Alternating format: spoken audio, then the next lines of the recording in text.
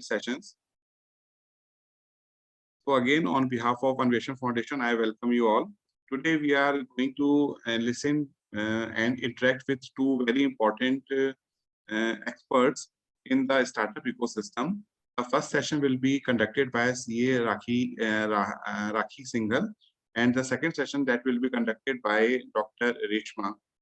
In the first session, as you know, that we regularly conduct mentorship session for the budding entrepreneurs, aspirant entrepreneurs who are looking their journey in the entrepreneurial path. And in this particular session, first session, we will be understanding that how any platform that has been actually created for startups. You know, when you talk about the professionalism or entrepreneurship, and if you choose between these two lines, one is the professionals and another one is the entrepreneurship. In professionals, it might be possible that you are not having a platform, structure of a firm or a structure of a company. But when you think about your journey in entrepreneurship, you need a platform.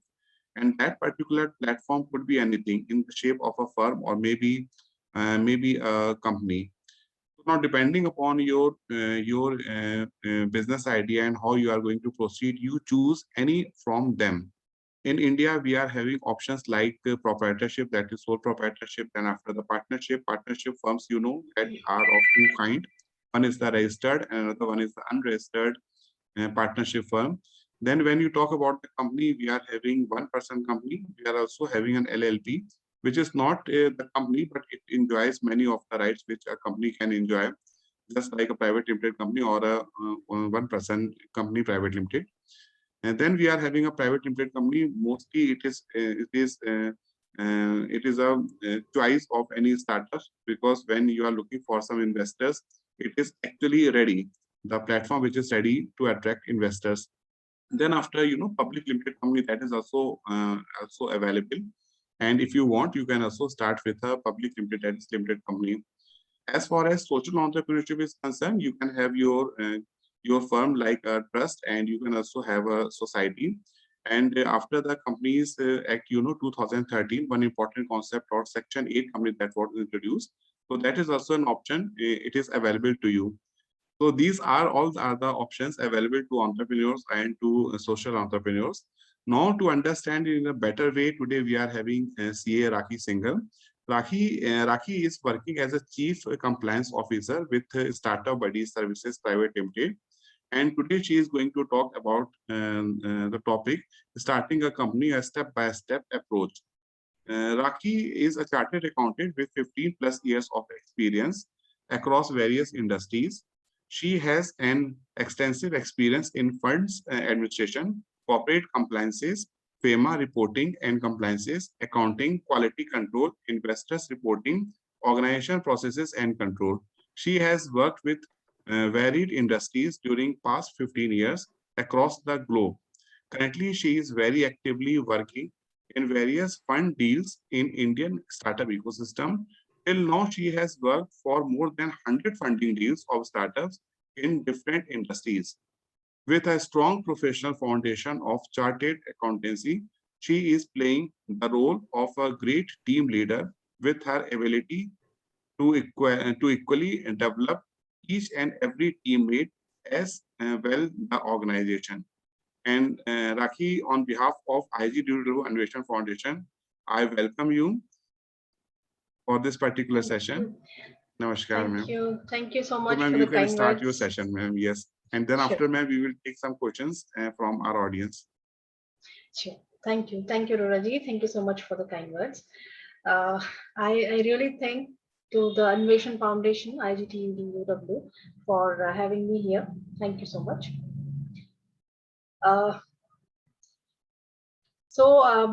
As the topic depicts that we are going to talk about the companies and the various structures, forms, and the stepwise process to have a company to any newly startup. Based on this whole topic, we are just going to discuss stepwise each and every aspect. So I'm starting my presentation right away. So today's main points of discussions are divided into these 4 categories. So first we will learn that what are the different legal types that any entrepreneur or any upcoming person who's looking for the startup journey can form. Second thing, the entrepreneur or the person, whenever he is just have an idea and he's going to start uh, the legal entity, there are many questions in the mind that what form of structure he will opt, or what will be the right way to start with.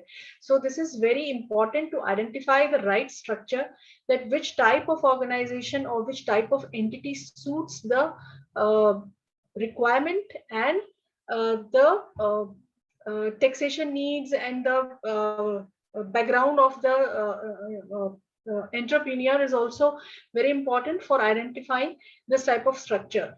How this works, I will just explain you. While identifying the structure which will suit the entrepreneur, it also depends, giving weightage to the pros and cons of each structure. Once we are able to understand that if we are choosing any entity, if as a partnership firm or as a company, then what will be the benefit which we are getting by choosing that legal structure, and what will be the disadvantages if we go with that. So uh, this whole discussion will just turn around between these 4 5 things. So I'm starting it. To understand this whole thing, we have to first understand the basic 4 things of the legal entity structures in India present right now. So there are multiple ways to have a legal entity in India, but as you said that this is an entrepreneurial wing, and we are just going to talk about the newly entrepreneurs which are looking for the startups. So looking forward to the requirement of this limited set of people, I have just taken here the 4 things which are mainly I mean under the trend these days to have between the startups. So we can divide the whole stuff into 2 types only. One is that those structures which are having unlimited liabilities, and those second part which are having a liability of an entity in a limited way. So firms, there will be one side will be firms, and second side will be a limited liability company. That can be LLP, that can be a private limited company. But if we are talking about the firms, in those cases, the liability of the owner, I mean the sole proprietor or the partner, will remain unlimited. So this is the basic difference between between these categories of the structures. So uh, if we are going to choose any right way, that I'm just having an idea, I have started working and I'm just looking forward for going with my POC scenario, and also attracting some traction on my website. I'm looking forward to have some invoicing and billing on my the whole idea. In that case, there will always be a question that how I start. Shall I go with the sole proprietorship, or shall I form a partnership firm, or shall I? Or there is a requirement of having a limited liability. So there is lots of ambiguity in the mind that what will be the right way. So when we are choosing these types of things, we have to understand that uh, firms means those registered or unregistered entities which are having unlimited type of liability, and the limited type of liability is the LLP or a private limited company. So uh, I just give you an example to have a better understanding regarding this liability clause. So suppose if you are having any entity in a partnership or a proprietorship firm, and you are running your business with about 20 lakh rupees capital, you committed some losses, and you created a third party credibility of about 30 lakhs. So you are started with 20 lakh, and there is a liability created is 30 lakhs. So in that case, if the third party liability is of 30 lakhs, then being a proprietorship or a partnership firm, because in these firms the partner and the firm are not a separate entity, they both are the same things, and the liability is unlimited till the extent the third party claims. So in those cases, you have to be liable for the whole amount of liability which is there being for the third party arrangements. But if suppose similarly you are running an LLP or a private limited company with rupees 20 lakh rupee capital, and there is a 20 lakh rupee given in the PNL of the LLP or a company, and you have created any third party liability for rupees 50 lakh, in that case, the third party can claim only to the extent you are limited your liability. That is the 20 lakh rupee capital only. Beyond that, there will be some proportionate distribution, or they have to just they have to just settle those unpayable or unpaid amounts, and they can only get till that extent of amount which is there in the company. So in these limited liability organizations, the owners and the entity both have a separate existence. This is the basic difference. So first we have to think that we are entering into the business of a nature where we and the business both are the same thing. In those cases, we prefer to go with the sole proprietary or a partnership firm. But where we think that there is a need to have the liability clause segregated from the owner and the company, in those cases, we prefer to have a liability related organization, I mean any LLP or any private limited company. So to understand this, we just go one by one. First is the sole proprietorship. Sole proprietorship is a very easy and the simplest way to start a business. There is no requirement of having any any bundled or any lots of paperwork is not there for starting any business in the sole proprietorship. You just need your PAN card and you just need to open a bank account. So these two basic requirements are there to start the sole proprietorship. Other than this, there is no legal requirement. For bank account opening, sometimes it happens that bank will ask you that if you are seeking to have your bank account in any trade name or any business name, then in that case you are required to show your trade name or business name related document to the bank. So in those cases, we always suggest that suppose if you are in the professional field, so you can take the professional tax registration, and in that case, you can show your professional tax certificate to the bank for having the bank account in that name. Or if you can have the shops and establishment registration, you can show that the one page certificate to your bank, and they will open the bank account with the trade name. There will be no difference. Only the thing is that suppose my name is Raki Singhal and I'm having the PAN card in my own name and I'm going to open the bank account in any bank, then bank will open the account in my name. So the name appear on the bank account will be Raki Singhal. But suppose if I am going as I'm a chartered accountant and I'm having my own practicing firm, so there is a separate entity, Raki Singhal and Associates. So Raki Singhal Associate is a registered entity with the Institute of Chartered Accountant, and my institute has issued me a certificate of registration. So when I use this form related document, even it is a sole proprietorship, but when I go to the bank, then I will show the registration certificate that this is my firm registration certificate, and they will open the bank account in the name of Rakesh Singhal and Associates. So this is the basic difference of having the sole proprietary account into the trade name and the individual's name. So these both the things will remain same. There is no difference. If you are committing any losses or any profits in your sole proprietary trade name, then also the taxability will arise into the proprietor's own name.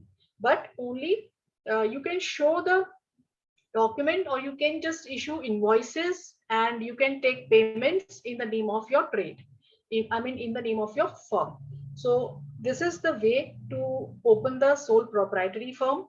The main thing which we need to remember is that once we are going in the sole proprietorship firm, we have to mind the process of taxation, because uh, the liability clause related entities, LLPs, private limited companies, public limited companies, corporations, trust, all these are separate entities. But when you are running a sole proprietorship, the sole proprietor in the business is the one thing, and the taxability will arise based on the slab rates of the individual. So this play a vital role when you are under the higher slab rate of the taxes. So if you are an individual and you are having 20-30 lakh rupees income per year, then obviously you will be taxed at the higher slab rates. But if you are a registered company, then in that case, a liability company, a limited liability or a private limited company, those are taxed with the 25% flat rate. So in those cases also we have to think that is there any impact of the taxation part of point of view on our organization. So there are multiple things which impact the option of the structure of the entity. So one is uh, the formation process. Second will be the taxation part. I mean, everybody is concerned whether the taxes will going to impact the entity or not. Third is that suppose if you are planning to have a board and you think that the process and the paperwork is very easy in the proprietorship firm and the partnership firm, but there will be no constitution of board. If you are running your business in a partnership firm, you are having the meetings of partners, but there is no legal liability or any constituted, I mean any authorized thing there to have a board or some formal meetings will not be there for the partnership firms. So this type of things will depend and will impact the criteria which we are going to choose for running our own startup. So this is the sole proprietorship. Second will be the partnership firm. Once the two or more person come together with their common interest and having willingness to have the capital contribution, the partnership forms. In India, you can also have unregistered partnerships and also the registered partnerships. So as usual, anything which is registered with a notary or any authority has some legal effect. So people prefer to have the registered partnership firms, but there is no restriction on having unregistered partnership firms also. So it's on your choice whether you want to go with the registered partnership firm or on a unregistered partnership firm. The thing is that two, three, five, any number of people who are coming into the partnership, they are required to have the capital contributed into their profit sharing ratios. The profits and losses will be shared according to the capital contribution. There may be some instances of having any sleeping partners, any working partners. Suppose there can be different modes of distribution of profits, and in the profit sharing ratios can be different based on the capital and the workforce. So it may be possible that you can fix a salary for the person who's contributing more in terms of his efforts. So this way you can just customize your profits into the sharing ratios. The third thing which we think that limited liability partnership, this is the you can say this is the newly introduced segment in the Indian law. Earlier, before 2013 Act, there were less possibilities of having any partnership firm with the limited clause, but they have introduced it. Being a partnership firm, there will be an additional clause to have a liability limited. So as I explained earlier, that when you are running any unlimited type of entity, in that case, the liability of the business will come to your own liability. But when you are going with the limited liability clause organization, in those cases, uh, the liability remains limited up to the capital contribution, which is there as the structure or as the formation. I mean, at the time of formation of the uh, uh, organization, the LLP or a company. So it will always keep. I mean, there will be a boundary. Excuse me, just a moment.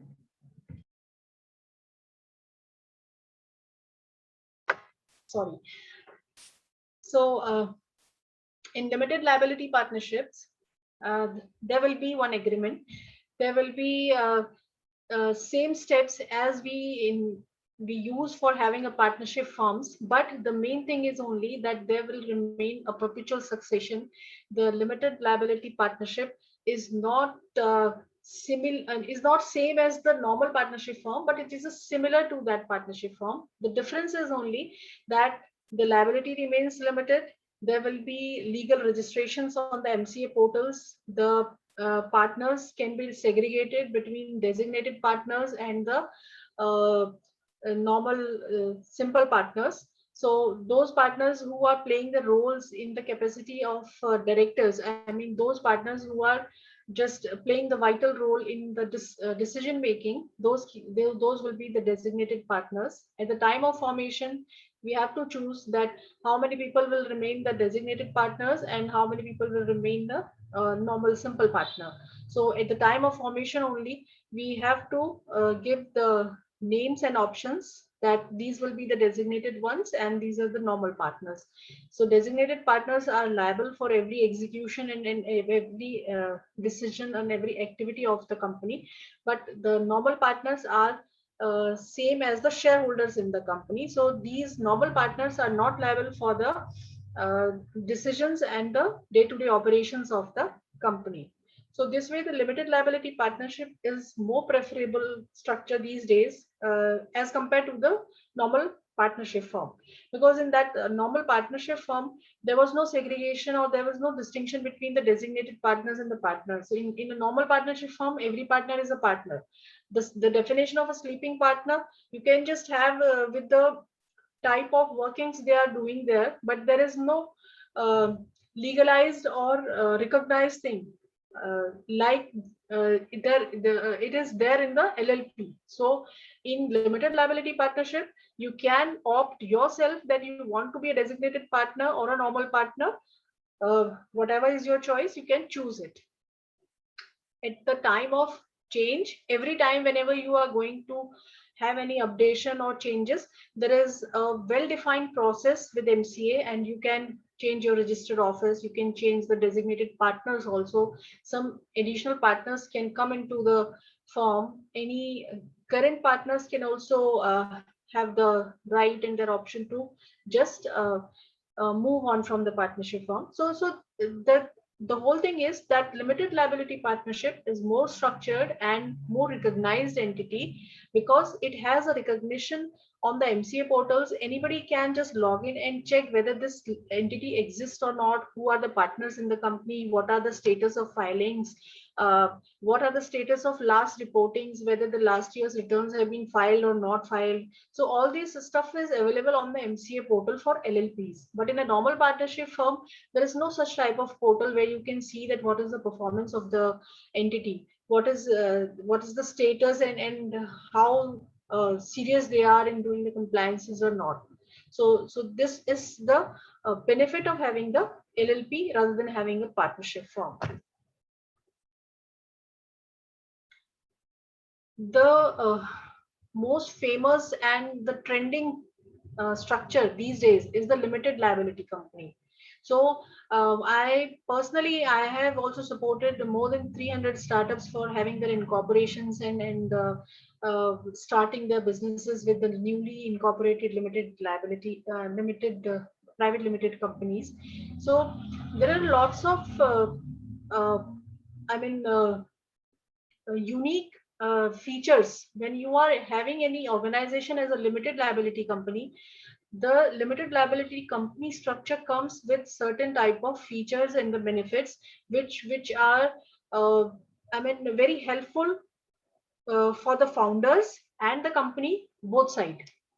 So uh, these are the very um, basic and primary steps which I'm going to discuss here today, because see, as we all know that we are discussing this with the uh, university college students and upcoming entrepreneurs, so it is very necessary to have the basics very clear.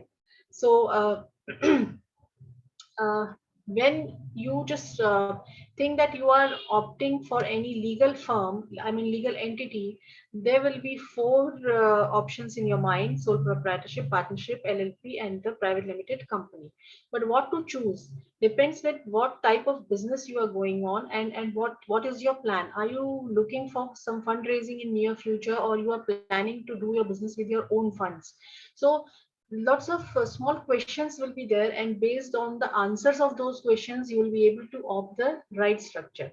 So when you form a private limited company, the first and foremost thing is that the capital contribution is segregated in the number of units. So if you are introducing 1 lakh rupee as your own capital, then you are having 10,000 or 1 lakh share. I mean, if you are having 1 rupee share, then 1 lakh, and if the nomenclature is 10, then you will be having 10,000 shares. So suppose if you are entering with 1 lakh rupee, then you are having 10,000 shares. But suppose at the same point of time, if any third party is coming into the company and they are interested to give you funds, but you don't want to give the equalized shares. So suppose if you are having 1 lakh rupee as the 10,000 shares, and this the other party is coming into the business and they are of the choice to give you 5 lakh rupees, but you are not of the opinion to give them the 5 time multiplied share in your company. I mean, if you are having 10,000 shares for 1 lakh, then you will think that if this the second person is coming into with 5 lakh, then it will be multiplied into 5 times. But this is not the case. This is the most beneficial thing in the private limited company, that there is a unit. So you can say them that yes, you are entering with the 5 lakh rupee, but I am only willing to give you 5% share. So it will not be the case that where I multiply 5 times the capital, but I am only giving you the 5% for 5 lakh rupees. So this way you can divide the units, you can divide the capital between the owners, founders, and the upcoming investors and employees everywhere. So this is the main characteristic of having the private limited company, that the company has the share capital in terms of units. Uh, Next, when you are having the shares and you want to distribute the profits, in those cases there is an option to distribute the dividends as the share as the profits, because once there is a profit in the company is the owner of that profit. The founder thinks that this is my company and I have earned this much of profit, but the whole uh, basic thing which is there to be remembered is that the owner and the company both are a separate entity, because law provides a legal uh, emergence of this private limited company. So founder and the company both are the independent entities. These not are the same entities, these are independent. So company will be taxed according to the tax rate of the company, and founder is not liable for any profit. I mean, not liable for any taxation on the profits of the company. The company will bear the taxes at its own, and after taxation, the profits will be distributed to the founders, shareholders, employees, everybody who are having the part in the capital structure. So these two, three things are the major things uh, when we are opting for the private limited company. So uh, we have just discussed about these four types, that which will be the best option to have once we are going to start our entity. But I am just going to discuss here a brief about the incorporation of a private limited company, because the earlier three structures were very simple. In sole proprietary, you need nothing. You just need PAN card and having a bank account. In partnership firm, you just have a deed of partners, and you can open the bank account. In LLP, there is a formation process, and it is also very easier, similarly to the private limited company, but it is also very simpler. The fourth one is the incorporation of a private limited company. In a private limited company incorporation, there are steps which we need to follow while having the incorporation. So this is very interesting thing. Company name and trade name, whenever, because as I told you that I have supported lots of startups in their incorporations and their compliances since my last 15 years career. I always have a question whether I can have this name or not, whether I shall choose the trade name and the company name same, or whether I also have applied for a domain name. So shall I form a company with that domain name or not? So there are lots of questions. So I personally always advise that don't get rigid with the name options of the company. There are lots of examples in the market for having different trade names, different brand names, and different company names, and even those all are very fabulous. You can just think of that. कहीं दूर जाने की जरूरत ही नहीं है. There are lots of examples. Paytm है, 197 Paytm, Ola, Uber, O2 Nails, Mr. Chow, Master Chow. There are lots of names who are having the brand name's different and the company is registered with some other legal name.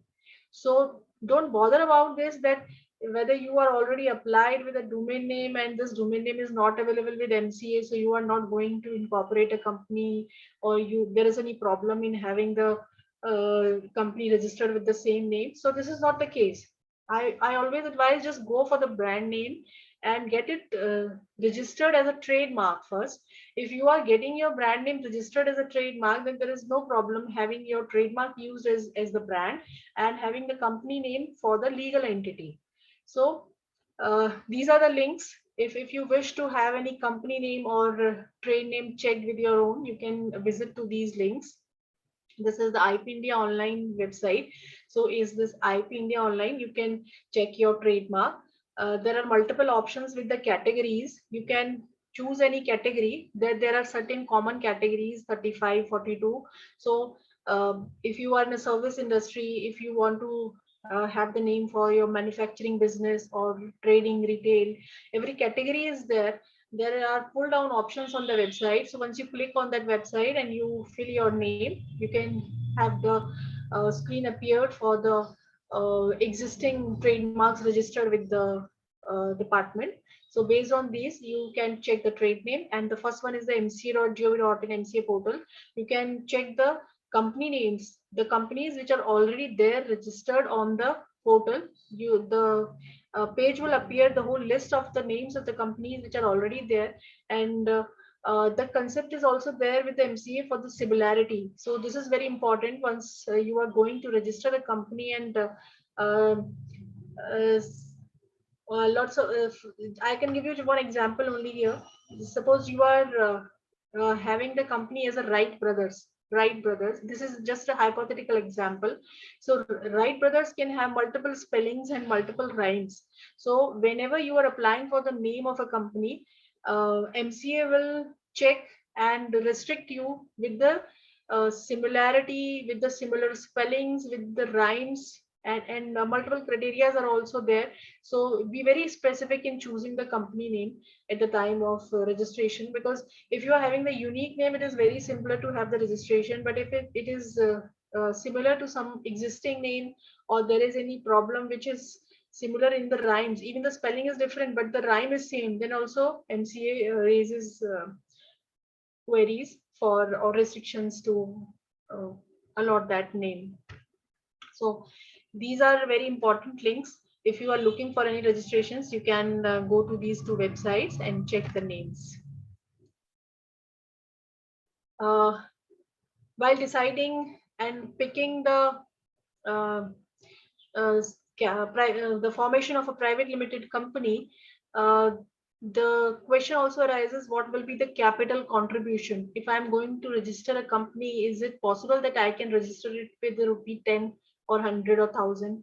Because uh, uh, yes, I also understand that there is always a capital crunch when startups and young entrepreneurs are coming into the business. But this is uh, this can be a vital role, because capital contribution will not restrict you for your future. uh, I mean, जो भी आपको आगे करने के लिए use करना है funds, I mean for your after the introduction of the capital, there will be certain expenditures regarding the formation of the company, the day-to-day running, the setting up of business. So I always suggest that just choose the uh, handsome amount of capital. I mean, any genuine number which can not create a trouble just after incorporation. So suppose if you start your business with 5,000 rupee, after incorporating the company with 5,000 rupee, there will be certain statutory uh, compliances. So you have to appoint the first auditor of the company. You have to give the consultant the fee of incorporation. There will be some certain uh, statutory expenses. So looking those all numbers into mind, go with a genuine figure. So 50,000 or 1 lakh rupees is a very good number of starting. Even there is no restriction on the capital part, that what is the minimum amount of money with which you have to start. But looking forward, the future expenses, the near future expenses only, because once you start the company, the increasing of the capital will also be an expensive process for the newly incorporated startup. If once you are settled in the market and you are running your business, and then you are getting outside funding and the investors are there, then there is no problem. You can raise your capital anytime. But just initially after the incorporation, it creates a trouble, and it can be expensive process for you. So just start the company with the capital contribution with a genuine number. So 50,000 or 1 lakh rupee is the genuine number to start with the company.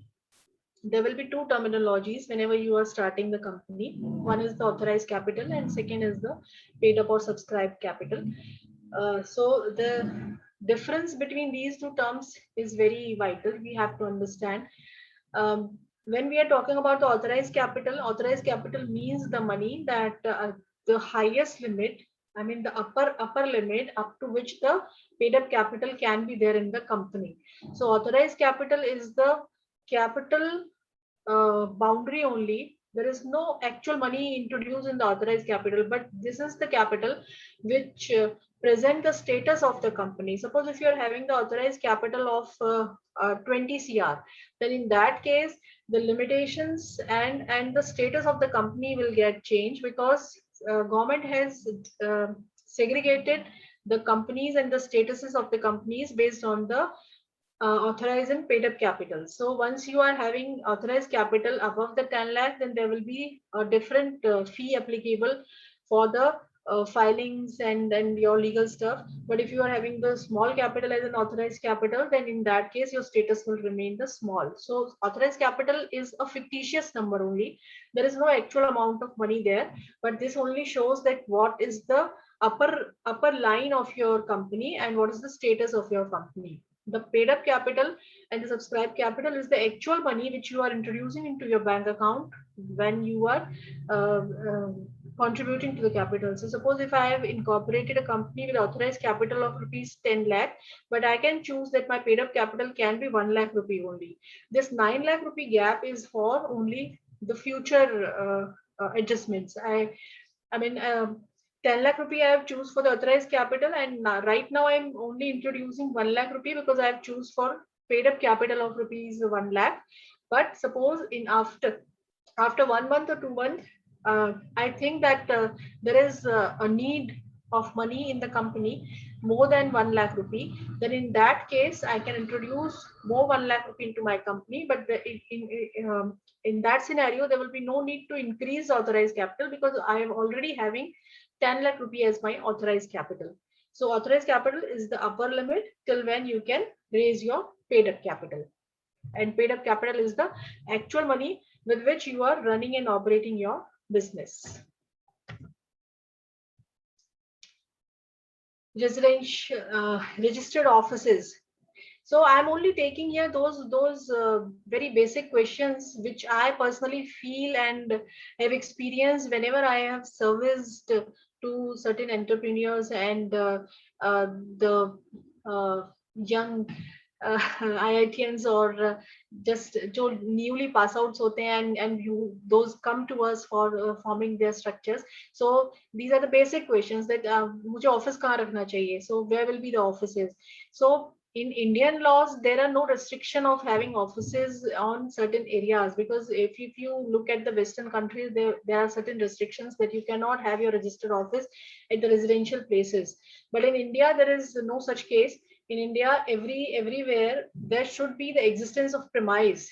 It doesn't mean that you can have your office in an open field, but yes, you can have your office anywhere wherever you choose. So residential places are also equally allowed to have your registered office of a company. You can opt for residential places. The co-working places are also very much in the trend. Commercial places are already there.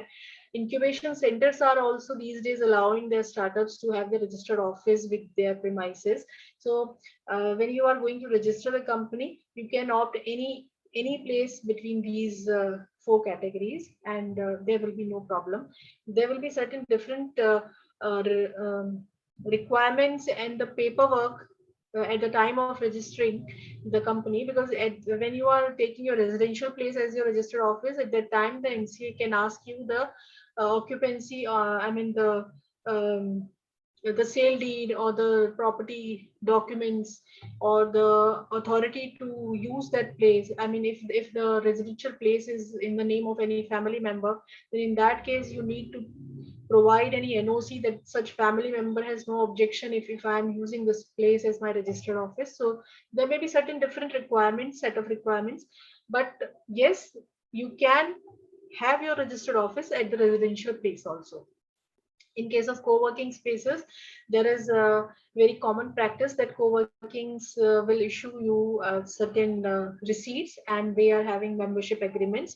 So you have to take the membership agreement from that co-working space and the NOC also. So these two three documents are there to be submitted to the MCA for allotting the registered office at the co-working spaces. Commercial places are also there. You can have the tenancy or lease deed. These type of documents are there for submitting to the MCA for declaring the premise as your registered office. This is very interesting part. Stamp duty. So we all are aware that India is segregated, and it is distributed in multiple states in within it. So state-wise, the rates of duties are decided state-wise, and every state is attracting more and more companies to be there in their ambit. So in Haryana, there is zero duty. If you are incorporating your company in Gurgaon, in I mean Hisar, Rohtak, then you are not required to have pay any duty.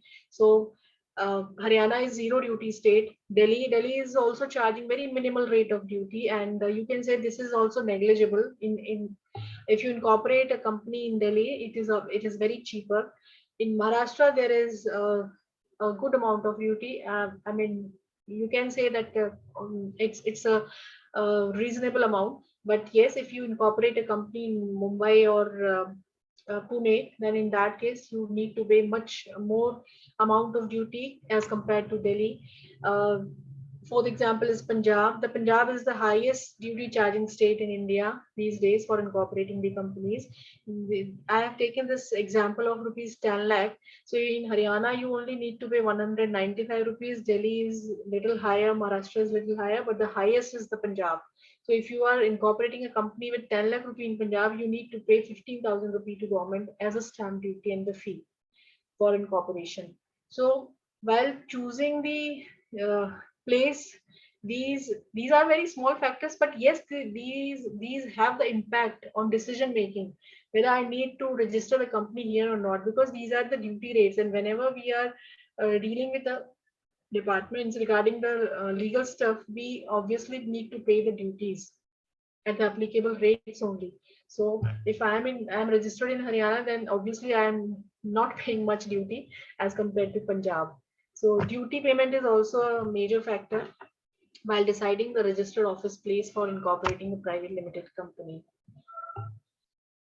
Digital signatures. So uh, this is a very small thing, but it is having very large impacts.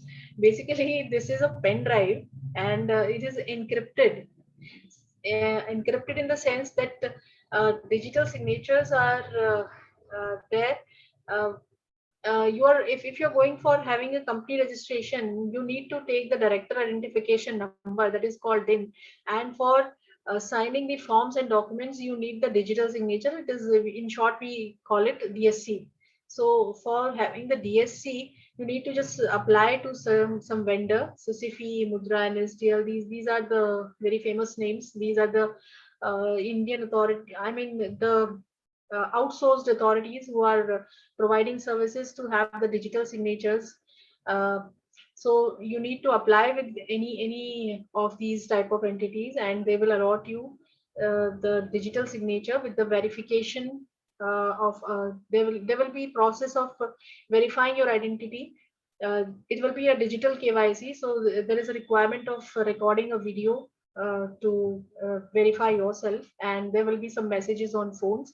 OTPs will be there, so you need to just verify your identity for getting this digital signatures. These are the digital signatures in encrypted form. So the whole process works in the way that once you apply the digital signature over to the form, one key get encrypted to the form, and the other key will get verified from the MCA portal. So you need to register your digital signature on the MCA portal.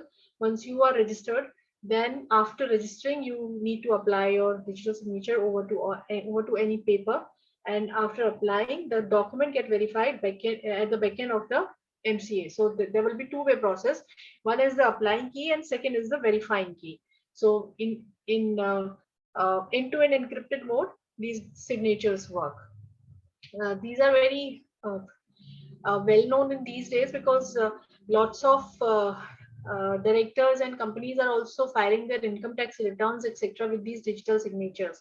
So don't get confused with the PDF or tool related signatures. These are separate pen drives which can sign digitally only. PDF signatures are different ones. These are not the same as the PDF signatures. These are the software related encrypted signatures which can verify the keys. The signing keys and the verification keys are the matching ones.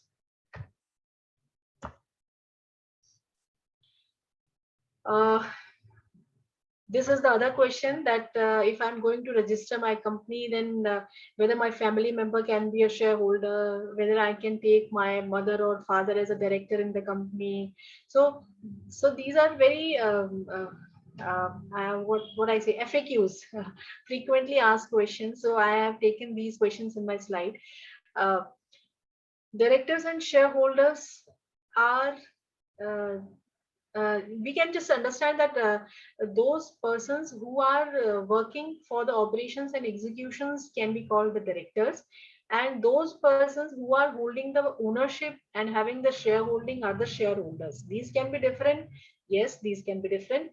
These can be same. Yes, these can be same. Because if I am running the company, I'm having the share capital of the company, and I'm also working as the director of the company. In that case, I, as a single person, can play both roles, as a director also and as a shareholder also. So yes, these both terminologies can be dealt with the same person also.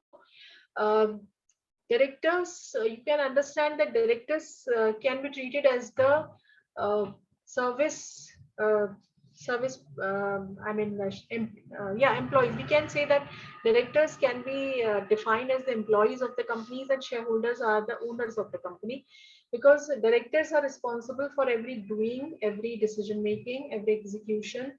For example, if there is a delay in filing the income tax return, or any statutory document, GST return, any document with any FEMA related thing, then the director who was the director at that particular day, and the day the default created, will be liable personally in his personal capacity, and on behalf of company also.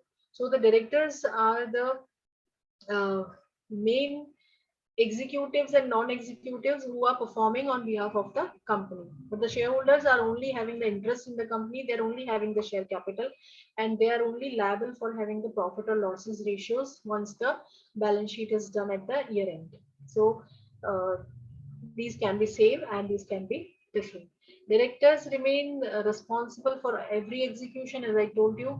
Uh, any anything which is happening in the company, anything. Uh, it depends upon the decision of the directors. Anything cannot happen in the company without the consent and without the permission of the directors.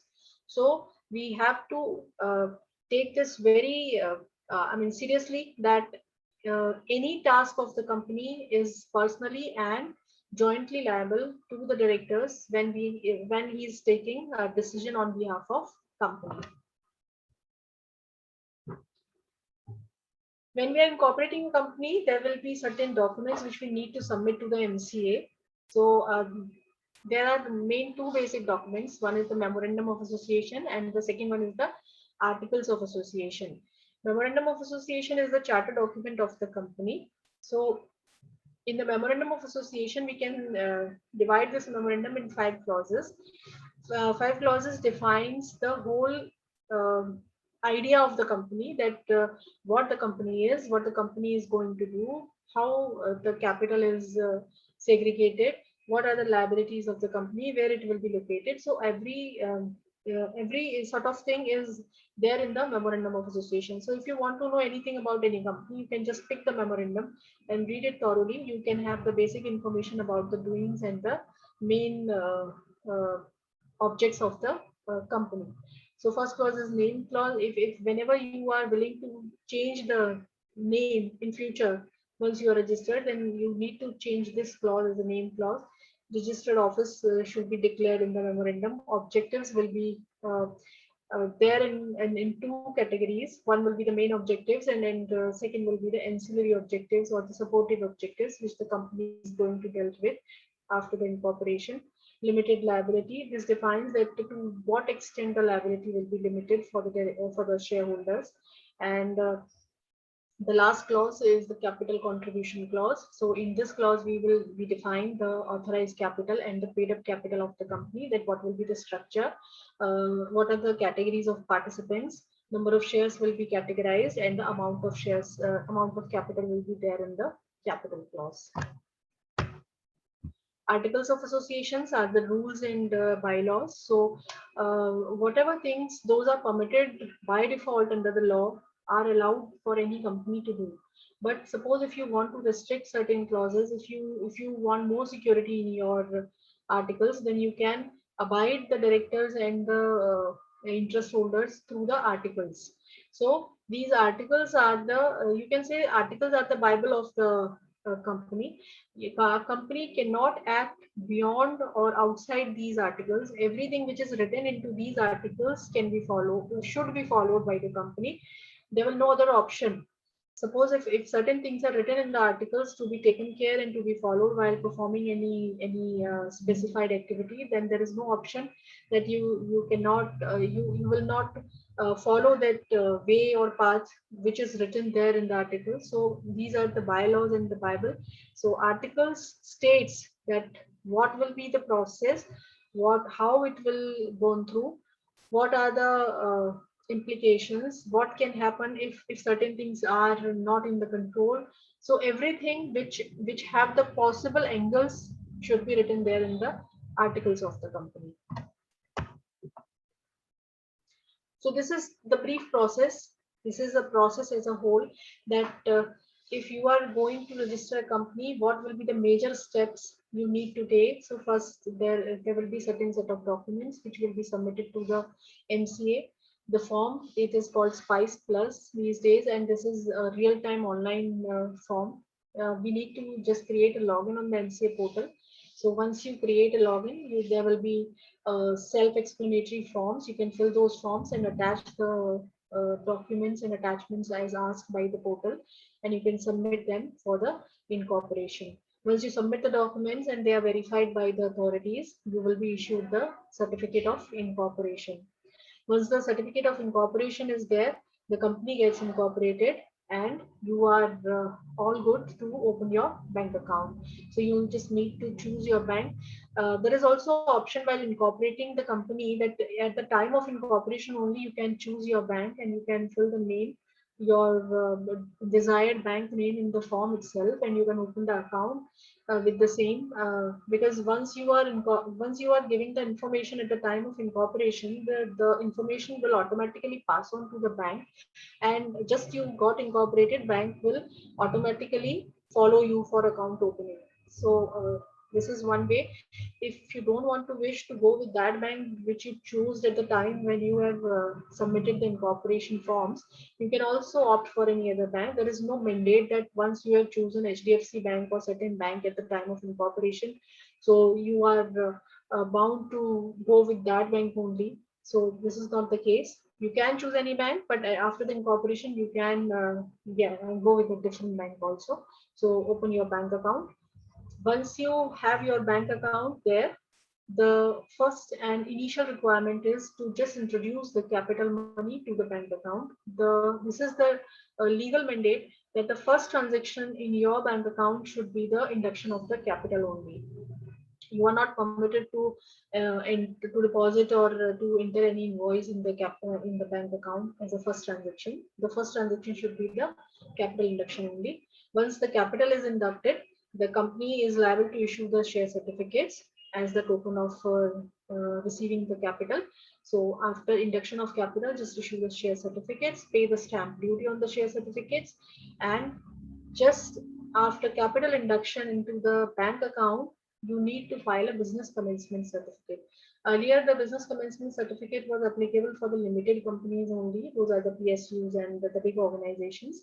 But recently, 2 3 years back, the government amended this clause, and they have equalized the whole process of the private limited companies and the big companies, PSUs, etc. And they said that once you are there with the bank account and inducted the capital, then you should be there with the business commencement certificate. So once you are good with the capital, then you need to apply with the MCA for the business commencement certificate.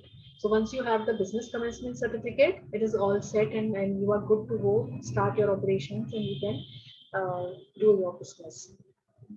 So this was all from my side. I tried to give the brief about the main processes and the basic terminologies which you will need when you are just going to form your legal entities. So in case if you have any questions or any queries, you can ask.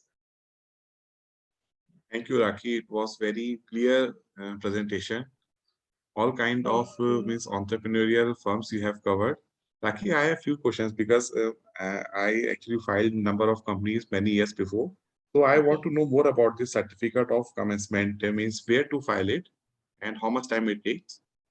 Okay, so business commencement certificate is just the go ahead from the government that yes, you are incorporated and now you can start your business. Unless we file this business commencement certificate, we cannot start the operations.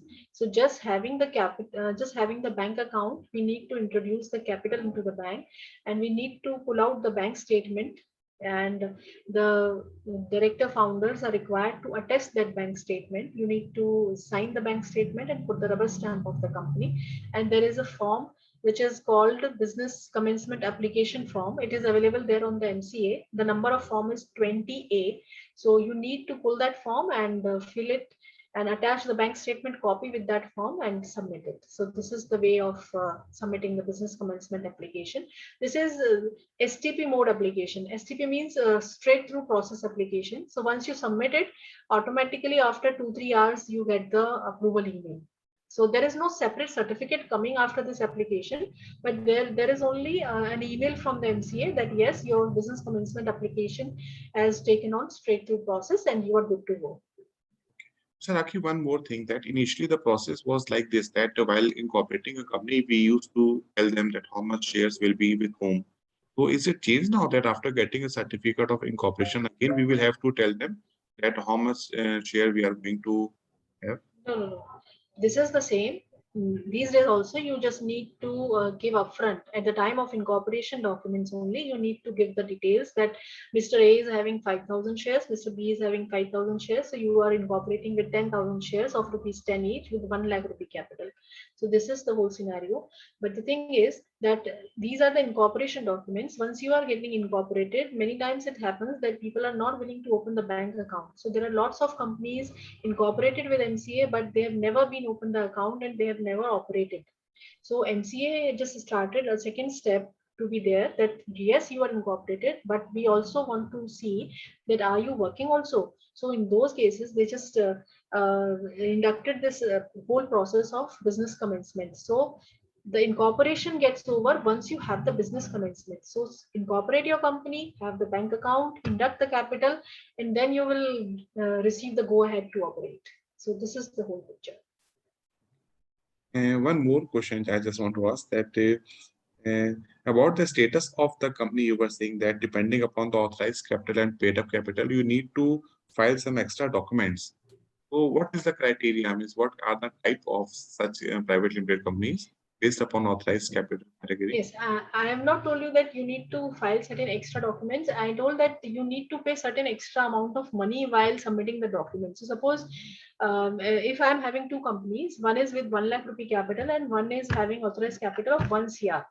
In that case, if I'm submitting the annual returns to MCA, then for that 1 lakh rupee company, I need to pay only 300 rupee per form. But for that company which is having 1 crore rupees as a capital, I need to pay 600 rupees as fee per form. So the thing is that they treat The bigger capital as a bigger companies, and the smaller capital is the small company. So there is a little difference for paying the fee.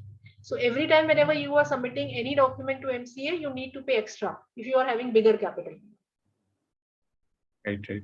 This is Acha, the capability to pay. okay.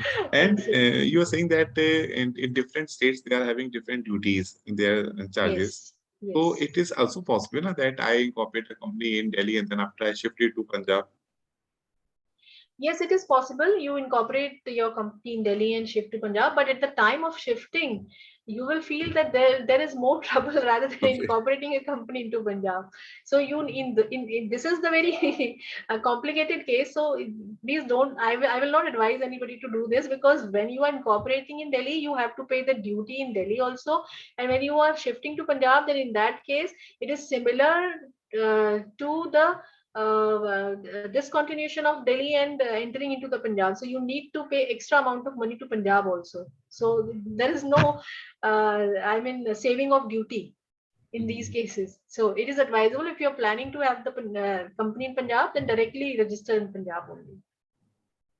Any There's a question from the? difference. Yes, yes. Correct. There is a Any question? difference in duty, but it's not so vital that you can change your mindset of having the company registered office in Delhi or Punjab. So I straightforward advice that to choose the state wherever you want as per the business scenarios. Right, right. Any questions from the audience? Hello. Yes, Pratik. Yeah, good evening, sir, and good evening, ma'am. Good evening. Yeah, I have a question like, what are the compliance liability for the company and what the government give leverage for that in an initial year for a private limited firm? Pratik, please just repeat your question. Like, what are the like, there are so many compliances for the private limited company. So, Yes. is there any is there any leverage from the government in an initial year for the company, for a private limited company? See, compliances are there because uh, MCA is providing you a public platform. So they just want you, the company to be fully compliant and fully transparent, so that anybody can visit to the portal and can have the look that whether the requirements are being fulfilled or not.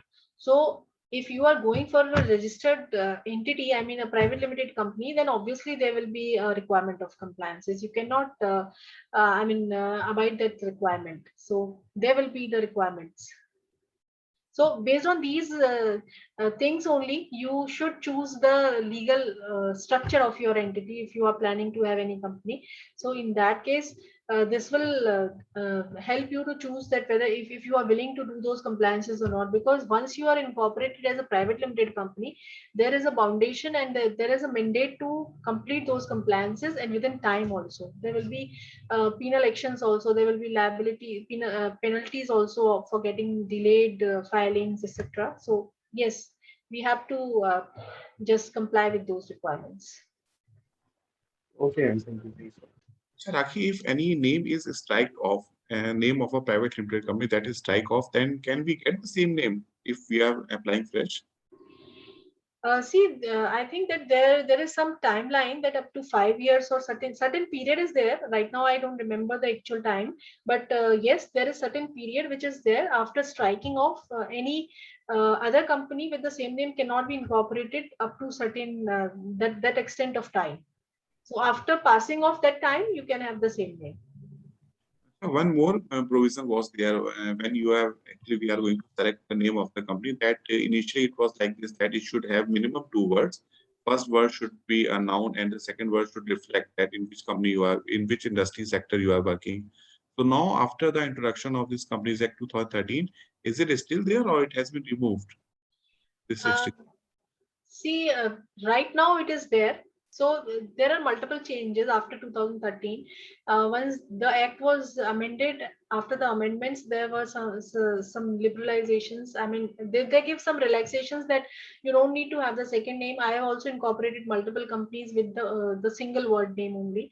But after certain time, they introduced the same requirement again, and at this current point of time, there is a requirement that if you are presenting the second word as the activity related word, I mean, if the second word is showing that what the company is going to do, then in that case they will approve it very smoothly. Taki, So one very common question generally our incubators are asking that can they have two entirely different verticals with the same company name? Say one is tech and another one is something else, hospitality. So can we go with the same company, different verticals heads? no, you cannot go, because at the time when you are incorporating, you have to opt. I mean, you have to choose the category code. So if you have seen any incorporation form, there are certain list of category codes, and then once you are getting incorporated, at that time you have to choose your code. So suppose if I'm in the hospitality business, I have to choose the code of hospitality only. I'm not allowed to have the technology business code to be taken there. So when you are incorporating, you have to choose only one code, but yes, you can do multiple businesses by adding the objectives into the second category. So in the name, you have to only show the primary objective of your company, but in the secondary objectives, you can have the different activity. So one question is asked by Anita, and that could you share the details of compliances of private limited company? Perhaps she's asking about the income tax and ROC filings. Okay. Yeah, I can share it separately, because you can also check the same list on the MCA portal also, because MCA portal also provides the checklist for having the compliances done for any private limited company. Basically, there are three main compliances for the annual filings only. Other than annual filings, every compliance is based on the specific requirement of the specific company. So ROC annual filings and the income tax return filings with income taxes, these two requirements are there for each and every company. Any other question from the participants? Rakhi, why every year they are asking for KYCs? Means if we are not doing it, then there is a penalty also. CA started accountants, they are charging a good amount. Sometimes 2,000 rupees they started with, but now some of them are charging 500. So KYC, why means every time it is required? See, as you heard the very famous saying that इस जीवन का कोई भरोसा नहीं है. So I Okay. have personally seen many cases where the company is running but the director was not present. So there may be a case of casualty. There may be different thing that the person is not living in India. They have just relocated outside India. So these type of cases were there. So NCA has taken this step that if you are running a company, then it is your duty to prove that yes, I am here, I am alive, I am living at the same place. This is my passport number, and these are my details. So you have also seen that once you are doing the KYC, there is a mandatory requirement of giving the passport number. If your passport is renewed, then in that case you need to fill the detailed form of KYC. So they are just trying to keep the check whether the genuine persons are running the companies. That's it. If we are not having passport number, then passport? In that case, you need to file a declaration that you are not having the passport. Okay. This is there. I was not aware about it. About the KYC Yes, in the KYC forms. for DIN number, no? Yes, for director KYCs. Because there were many cases. Lots of cases were there, and the directors have relocated 12 13 years ago from मतलब चले गए थे India से बाहर, and the companies were running by their employees and the family members. They're even not aware that what the company is doing. When the legal proceedings were happening and certain notices were received to them, then they come to know that there is a company in their name. तो वहां से ये सब कुछ शुरू हुआ. So I believe that this is a very good step, because uh, uh, I mean, the verification is must. The people should aware that yes, the company is running. But yes, your question is also valid, that if genuinely you are running your company, then each year you are required to prove yourself that I am alive and I am there. So this is my KYC. But थोड़ा सा होता है, uh, Say both sides बात है. individual ITO filing में भी ये डाल दिया गया है कि how many companies में you are director having directorship or ownership through shares that you will have to give the details. तो उसकी भी यही है, means how many companies you are having, means you must be having share in number of companies. So individually you file that in these companies I am having these many shares. Yes, right. Because देखिए आपको हमेशा to side सोचना पड़ेगा, because once you are thinking about the person that he is giving the details of his shareholding into any company, the other thing is whether the company is declaring the right list or not. आपको तो लग रहा है कि मेरे पास है, मान लीजिए किसी कंपनी के मेरे पास 10% शेयर्स हैं, but the company is not declaring your 10% to the MCA, then in that case there is no authority which can prove that you are the shareholder of that company, because the annual return of the company is the proof that the shareholding is certified by a professional, by the directors, and the authority is also recognizing that annual return. So in these cases the matching concept is there. आप भी अपना return के अंदर डालिए कि that I am having certain amount of shares in any company, and the company is also showing your name in their return. So this is the whole concept. ताकि एक important चीज, because this is my real question, because मैं फंस गया था एक बार इस question में। जैसे कि इन द इंक्यूबेशन सेंटर्स में ना, we are funding are incubators against investment, तो we take some part of their equity, से 7.5% और 4%, 5%। तो वो जो हमें ट्रांसफर कर देते हैं in their ROC, they file it and we see our name, the name of our section 8 company in the share holding pattern, जब एमसीए की वेबसाइट में जाते हैं। मेरा क्वेश्चन ये है कि क्या हम ये शेयर जो ट्रांसफर करते हैं किसी ट्रस्ट को भी कर सकते हैं, सोसाइटी को भी कर सकते हैं? मींस मैं अदर वे में कहता हूँ, can a trust hold a company? See, legally, a trust is not eligible to have the shares in its own name. Always the trustee will represent the ownership of a trust. So जब कभी भी incubation centres के साथ ऐसा होता है तो हमेशा ट्रस्टी के नेम से शेयर इशू होता है, and there is a provision, there is a well defined process. Anytime whenever the share is issued to the trust, there will be a form, beneficiary form. It is called ben 6, ben 5 and ben 4. So you need to declare the beneficiary details to MCA, that these shares are issued in the name of trustee, but the actual ownership is with trust only. Because of the legal mandate only, the name is used as a trustee, but the actual ownership is with the trust. So एक form होता है, beneficiary form बोलते हैं उसको, वो mandate भी है, मतलब अगर आपने सबमिट नहीं किया है तो it is a problem, you have to submit it with your company and the company will submit it to the MCA, that this is the case and the shares are actually held by the trust. Only the name is appearing is of the trustee, but the actual beneficial ownership is with the trust. तो incubation centres के लिए ये हमेशा होता है. Incubation centres जो हमारे section 8 company में, वो तो कंपनी के नाम पे ले लेते हैं. ओके, ट्रस्ट के लिए I was just means having a question. अच्छा, हाँ, सेम तो thing also trust applies with the society?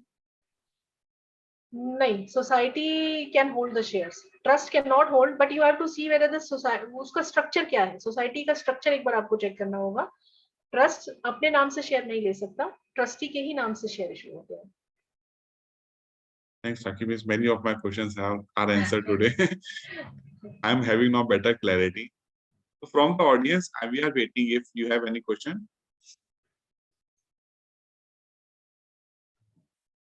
It was a good audience and lots of things are discussed here. So, Raki, if you will have any questions, na, I will ask them. Means they can mail you in this particular email ID.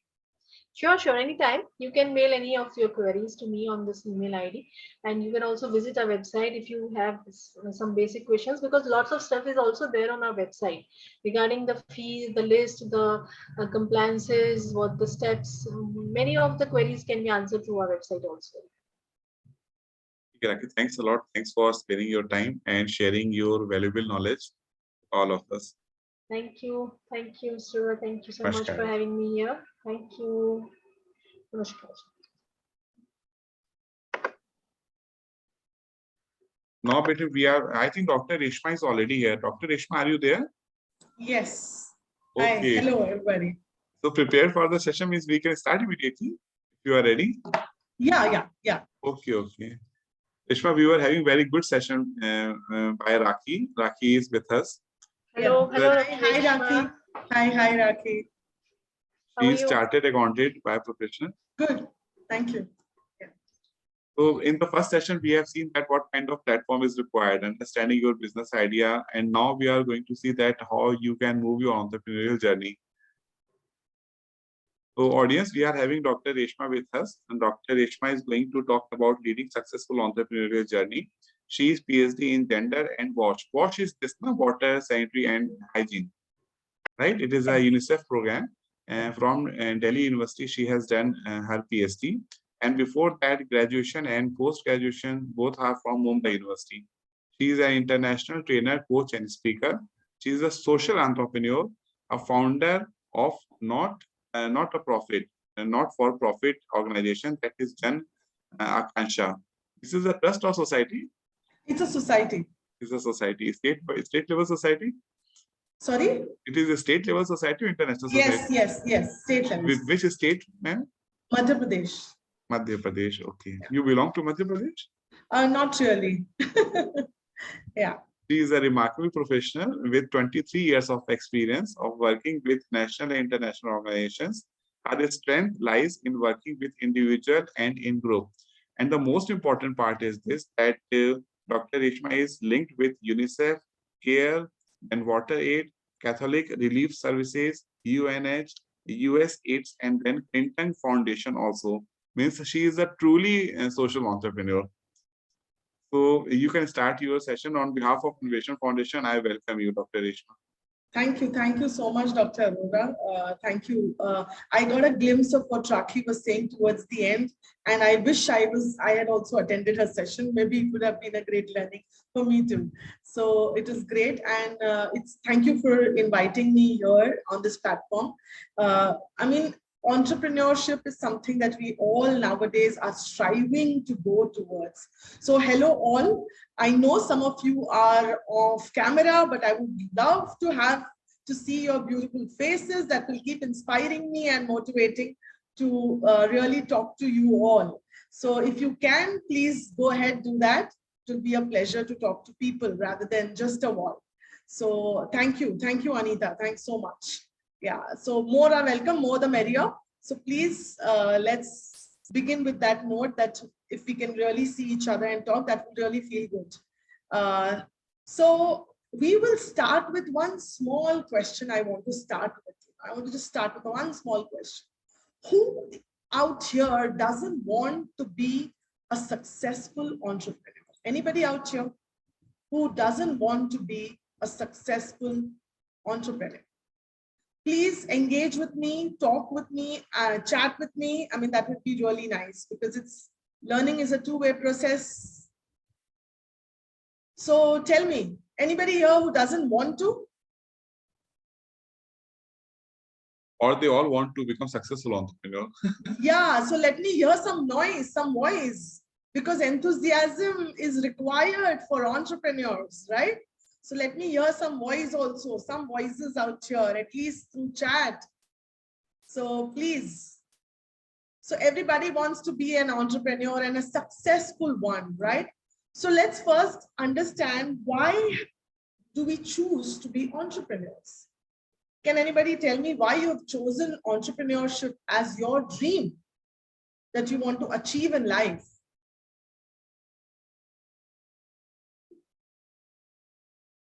People, can I have some more participation, please?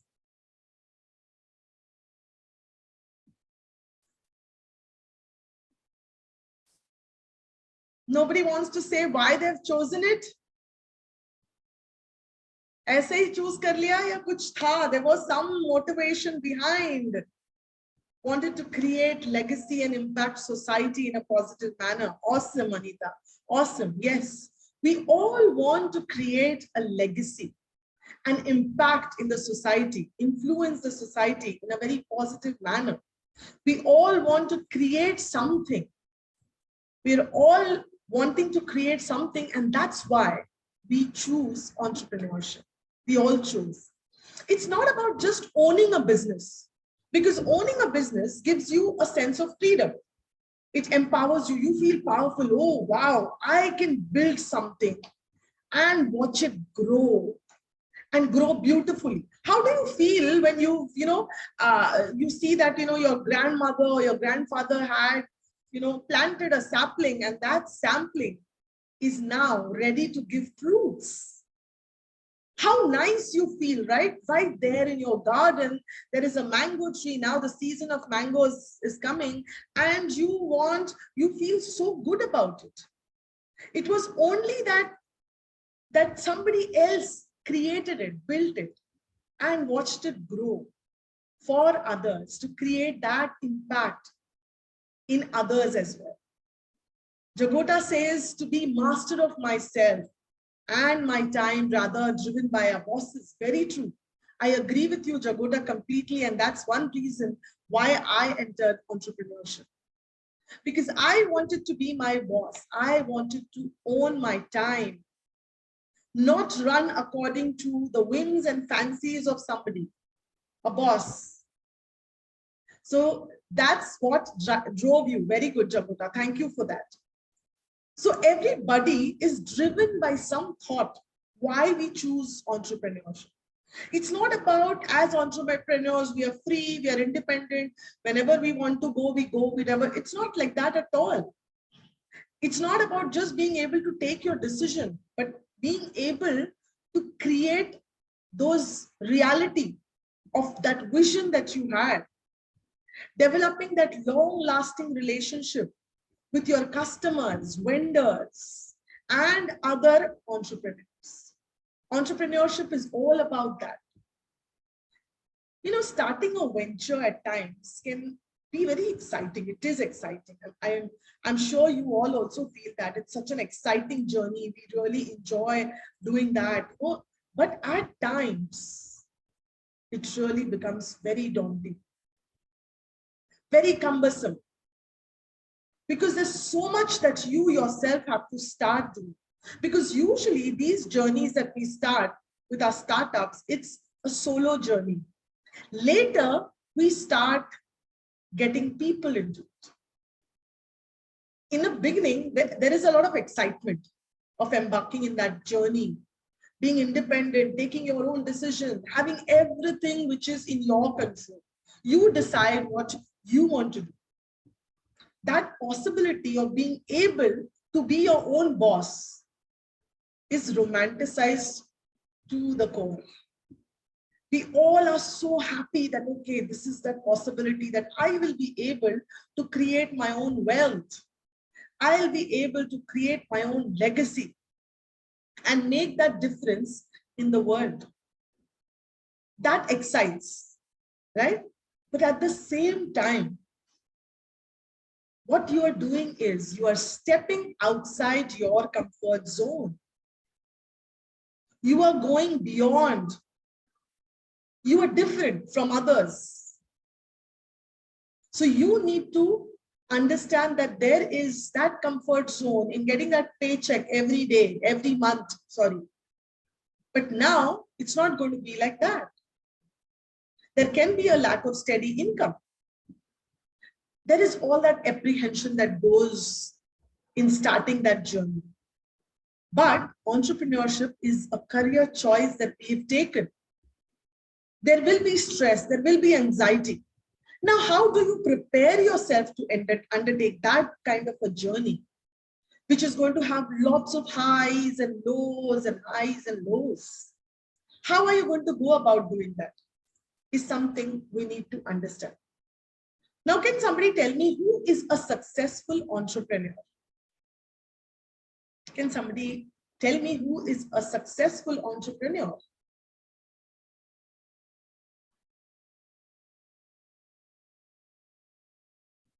Anybody would want to say that?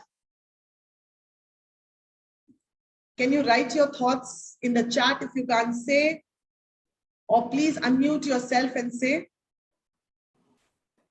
I think a successful entrepreneur is the one who is able to, first of all, move towards his own goal or the aspirations. At the same time, help other people, those who are, stakeholders, the other stakeholders, maybe employees, maybe family members, and or maybe the clients, the vendors, to make a meaningful contribution in their journey as well. Lovely, lovely. Yes, Jagota. That is really very, very true. Very, very true. Pratik says, who have a dream to change the society by innovation, that person is a successful entrepreneur. We may all derive inspiration from different entrepreneurs. Some may say Steve Jobs, some may say Jeff Bezos, right? Some may say Mark Zuckerberg.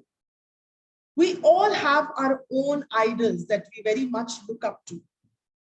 Successful entrepreneurs can be anybody, right? But it is all about being able to take wise decisions, managing time wisely, and continuously reflecting and prioritizing your work by focusing completely on it, according to whatever the need of the society is, the problem is. You are basically having solutions to deal with problems that are existing around you. How did Airbnb start? It's just about thinking that, okay, this is the need that is required. How did Amazon start? Because there was a need to deliver things from one place to the other. It was not easy. And that's what, as entrepreneurs, we're all trying to do. Our product and services may be different. We may have either actual physical products, or we may have certain services that we give or we are going to give in our startup. But we need to understand, is that solving our problem or the problems of others? How are we contributing to it? It is important to understand that. Now, there are certain things we will be discussing important for us as entrepreneurs to remember. The first and foremost thing, when in an entrepreneurial journey, it is important to start by identifying and following your passion. What is that passion? What is it that you can do awesomely well? What is it that can give you good returns economically? You need to know all those things before starting your venturing into your journey of entrepreneurship. Because it is very easy, to take something immediately. We get influenced by people around us, by things, and then we take a decision that, okay, this is what I'm going to start. But exactly, is that your passion? Is that something that is going to give you good returns? Chinese philosopher Confucius, he said, choose a job you love, and you will never have to work a day of your life, because you're going to enjoy what you do. And always success depends on that passion, that choice that you've taken, whether it's a job or entrepreneurship. But the passion, that choice should always be linked to your passion. It's not easy working for something that has not been your passion. I love doing what I do. That's why I just never get bogged down by any challenges, any adversities, because I just love what I'm doing. Training, coaching, influencing people. That's what I love. That's my passion. And that's also something that I do very nicely. And again, it gives me the money.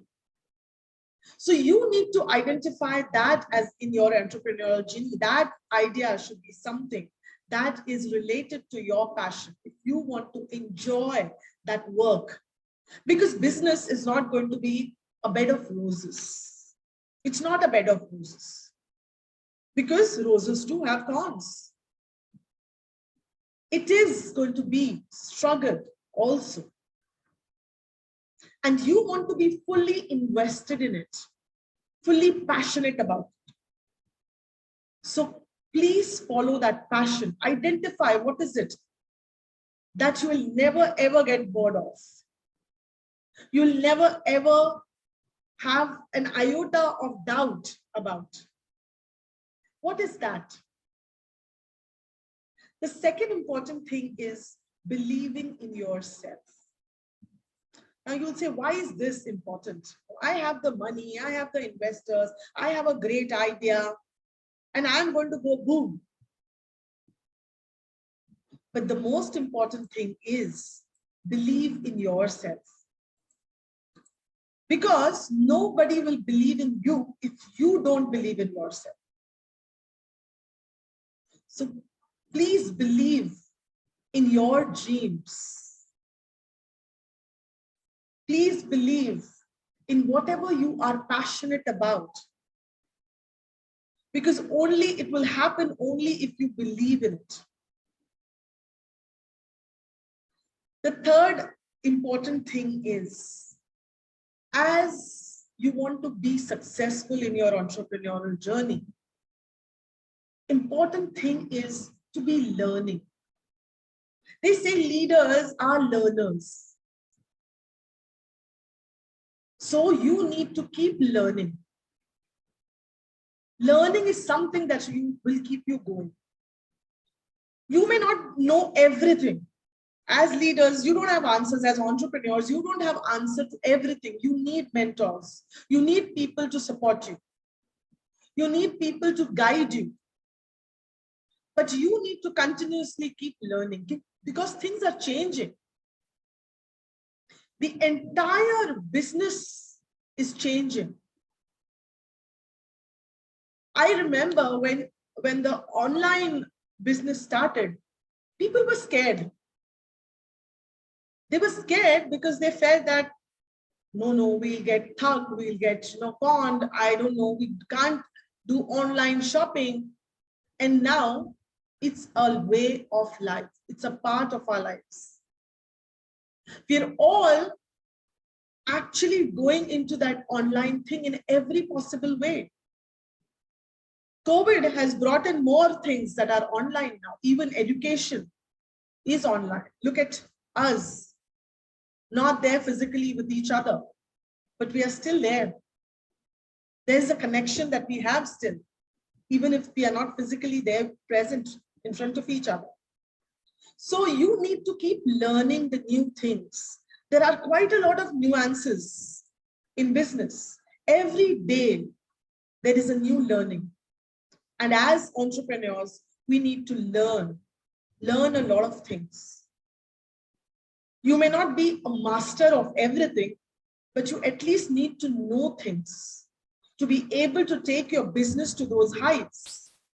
Need to at least be aware of things around. What are things happening? What is it happening? What are the competitors doing? You need to analyze. Continuously keep analyzing them. Your competitor analysis should be done every time. The next thing is you need to accept failures. Yes, I am talking about failures. It cannot be just success. Success doesn't come just like that. We fail, we get up, and then move towards success. It is that path that takes you. It is that stepping stone that helps you succeed in life. If you handle it well, if you deal with those failures well. So first, you need to accept that there will be failures in your journey. None of these great leaders, these great business people have just had only successes. They've all had failures too. Take anybody. They have dealt with their failures at their level. But in order to see the face of success, you need to accept failures. Be prepared for the failures that will happen. Because even 70% of these entrepreneurs, leaders, 70% of the time only they succeed. There are 30% of the times that they fail. It's like, a child. How does a child start walking? It takes the first step and it fails, falls down. But does that deter the child from learning to walk? No, it doesn't. You need to be prepared and keep moving in that direction. Very nicely, Jagoda has written that accepting and handling failure is important because it keeps you motivated. Very true. It keeps you motivated. It keeps you going. It's not going to happen that you will never ever fail. So kindly be prepared for it and accept it. That there will be a product that you come out with is not well accepted by the customers. A service that you've come up with is not well accepted. But still, you need to be going in that direction towards getting success by adding other things. By adding other things in your life. So accept failures to find success. You know, here I will tell you all a very famous story. I'm sure you all know. Edison failed to refine the light bulb, one of the few creations. Okay. So many a times it took a lot of 10,000 attempts to perfect what he was doing, what he was coming up with, his product. He did not accept failures despite the fact that 10,000 times he had to attempt it. Just imagine 9,999 times. He failed. The world took it as a failure. But what did he say? For him, he said, I have not failed. I have just found 9,999 ways that do not work. That's the spirit.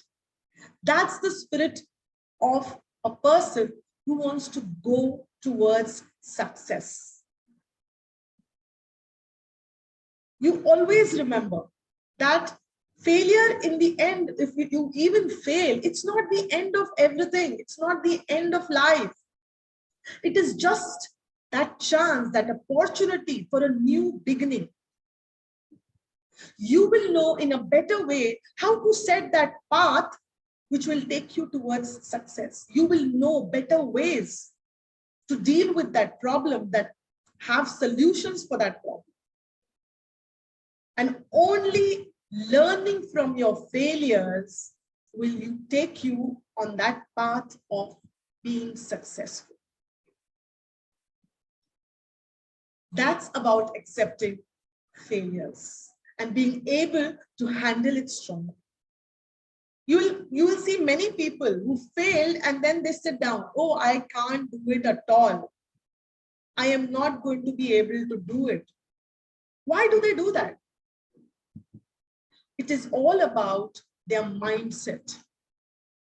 As entrepreneurs, you need to have a positive mindset. Because if you have a negative mindset, it will encourage you. It will encourage you to give up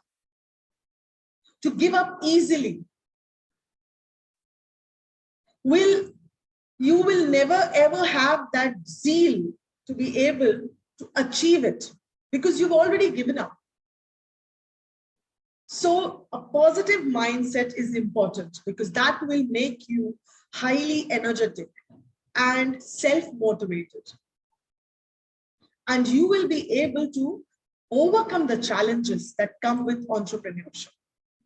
Like I said, we need to be prepared as entrepreneurs. There'll be many challenges because road to success is not without those hurdles. Only then you feel that you've achieved when you've surpassed all those hurdles. So positive mindset is very, very important. You need to let go all those negative feelings, negative thoughts that discourage you, that pull your confidence levels, that takes you towards underperforming in life. In order to have a good outlook, become successful, more productive, more efficient, and more zealous, you need to have a positive mindset. There are two types of mindsets when we talk about it, positive, negative, and then there is another set of mindsets, a growth mindset and fixed mindset. And that as entrepreneurs, we need to learn. What is a growth mindset and what is a fixed mindset?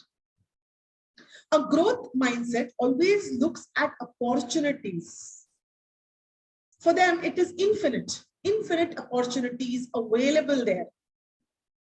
And when you have a fixed mindset, you see everything as a limit. All things are in that limit that you see. Finite. So as entrepreneurs, it is important to have a growth mindset. Infinite opportunities available.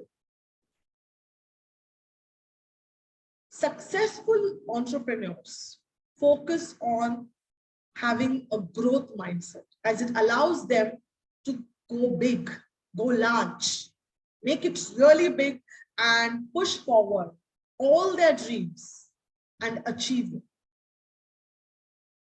Entrepreneurs are only able to succeed because they think, they act, and look at the world with a different lens. Entrepreneurs are not like every other person you will see. They're different because they look at every problem for them is an opportunity. There is a problem where there is a whole range of cars being coming up with electric cars. Just because fuel is becoming a problem. The availability of fuel is a problem. The increasing prices, that has given birth to this invention, electric cars, electric scooties. So, like they say, necessity is the mother of invention. Entrepreneurs look at things very differently. Okay? As entrepreneurs, you will definitely have certain things. You will be anxious, you will have fear, you may even doubt. But a growth mindset will help you reduce your doubt. Let go of all that fear and anxiety in your life. And it will drive you towards taking appropriate action, focusing on the growth of your business. And that's the reason a growth mindset helps you go places. As entrepreneurs, another important thing you will see is being open to new opportunities. Nowadays, everything is about collaborations. No, you are not somebody who is a know-all. There are definitely other people who know things better. So collaborations as entrepreneurs are the in thing. You need to work with people, with like-minded people who have goals, who want to achieve success. Collaborate with such people. Look out for opportunities around. You know, last year I was presented an award for on the Women's Day for being an exemplary woman leader in the impact sector. I was awarded, and at that award function, there was a coach, a life coach, and a fitness coach. That person is quite a big celebrity because he's a celebrity fitness coach. He's been doing that from a very long time, more than 3 decades. And he was the one who was giving me the award. I, at that time, looked out for an opportunity to be able to associate with. I looked for the opportunity and just struck a conversation, got his contact details, and we decided to talk and work together in some or the other form in the future. Now that I had already initiated it. Just this year, we worked together in one of my talk shows where he came as a guest. He launched my talk show. So what you are doing is you are looking for these opportunities for collaborations, for some work, I decided to collaborate with him and he agreed to it. And I pitched at that moment. And I hope you all understand how important pitching is. It was just 3 minutes, not more than 3 minutes, that we had time with each other. And I had to take that opportunity. Because just having him on board would mean a lot to my brand. And I did that. So as entrepreneurs, you have to be on a continuous lookout for opportunities, new opportunities in whatever form it is, in the form of collaborations, because great businesses require teamwork, right? Now, if you say, look at Jeff Bezos, he didn't build Amazon alone, had a team of people. So as entrepreneurs, you need to understand it's no more about I, it's about we. So start looking for those kind of collaborations with people, work as a team. The impact is larger. The growth is multiple, goes multiple. There's an African proverb that says, if you want to go fast, go alone. And if you want to go far, go together. And that should be something that we as entrepreneurs should need to understand. Because we just don't want to go fast. We want to go far. None of us here want to start our businesses, work very well for 2 years or 3 years, and then that's it, end of the business. You want to grow, keep growing, go far. Take your business far, far away, even global. Why just go global as well, just not local, but global. Think local and go global. Right? So collaborations are very important. The other thing is innovations. Don't follow the crowd. You know, we are not herds that we follow each other and keep moving in that direction where we need instructions, and according to those instructions, we move. Entrepreneurs listen to their gut and create their own ways of reaching their goals. There'll be people telling you a lot many things. Oh, why are you doing this? ये तो सही नहीं है. अरे इसके साथ तो बहुत सारे लोग कर रहे हैं. All those kind of things. It's not you alone. There are so many. There's so much competition. Oh, you don't know these things. Digital marketing, blah, blah, blah. There's a lot of noise around that keeps putting your fire, dousing your fire, putting you down. But as leaders, don't let that noise affect you in any way. Listen to your gut, that inner voice, that intuition that you have. Listen to that and keep going with that.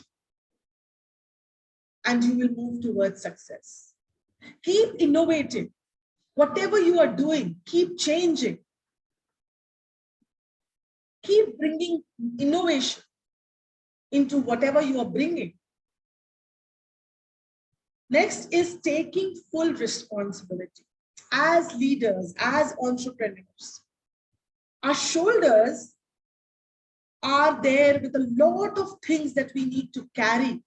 We need to carry that cross. And when we are carrying that cross, we can't blame people that we were not successful because of this thing, because of that thing, COVID, blah, blah, blah. No, you can't do that. Because life will keep coming with situations. Do you know that in COVID times, there were businesses that really did very well? Just because of that sheer grit and taking their own responsibility of things. They were not blaming that situation, but they were trying to find innovative ideas to deal with that situation. The entire training and coaching business used to be offline. And because of COVID, things came to a stall. But it did not stop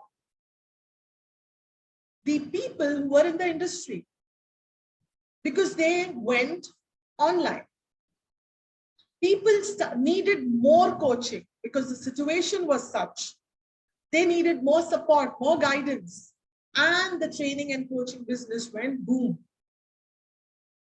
So you need to keep taking the responsibility of what is happening around. Even if you fail, even if your product or your service doesn't work properly for some time, you need to know to take that responsibility. Here, I would like to bring to your notice a very interesting example of APJ, Dr. APJ Abdul Kalam. He once said in an interview that as leaders, we need to take full responsibility of our actions. When they were getting into the whole thing of missile and that didn't work, the first time they failed, their director went and faced the media and said, we take the full responsibility of the failure. And the second time when they did well and was successful, he asked the team to go ahead and take the entire credit of the success. That's what, as entrepreneurs and leaders, we need to do, take that full responsibility. The next is being goal-oriented. As entrepreneurs, we need to be goal-oriented. We need to have goals, long-term, short-term, and we also need to have our own milestones. What is that milestone I want to cross in these 3 months? The next 6 months, the 9 months, what is it that I want to do as an entrepreneur? Where I want to take my product, my company, my business, everything. You need to have a foolproof plan. That goals should be devised in advance. I hope everybody understands what kind of goals are smart. You need to have smart goals. Smart goals are specific, measurable, attainable, relevant, and time-bound. You need to have those kind of. And as entrepreneurs, you need to be growth-oriented. You need to learn new things for yourself and for your business. Develop skills, develop your team. You need to take your team, yourself. So it's about not only about personal learning and building your new skills, but it's about building skills of the team that are working for you. Learning should never stop. Learning is continuous. The best-selling author and entrepreneur, Hal Elrod, said, your level of success will rarely exceed your level of personal development, because some success is something you attract to the person by the person you become. So success will not come until and unless you develop yourself. Personal development is prime. Personal growth is prime to be successful. So keep working on yourself and on your teams that are working for you. You need to keep learning through feedback.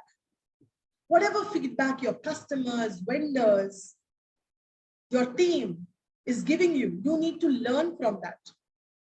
You need to, as entrepreneurs, develop a futuristic thinking. Today, we all enjoy the fruits of what our ancestors did for us, whether they were planting trees or building homes or establishing businesses. We are able to enjoy that only because they thought for the future. They were futuristic in their thinking. And that's what made us enjoy whatever fruits we are enjoying today. The other thing important as entrepreneurs is self-awareness. Knowing your strengths, your weaknesses helps improve faster. And then only you are able to strengthen your strengths and manage your weakness. We all have weaknesses. We all have our strengths. But as entrepreneurs, you need to play your A game based on your strengths. Don't bother about the weaknesses that you have. Don't focus on that. Focus only on your strengths and work along with those strengths. So you will get people. You know, you as entrepreneurs, you also need to hire the right people. You will get a lot of people who will work for you. So it's not about getting people who are exactly like you, but getting people who are different, who come with different strengths that can complement your weakness. You need to learn to hire the best.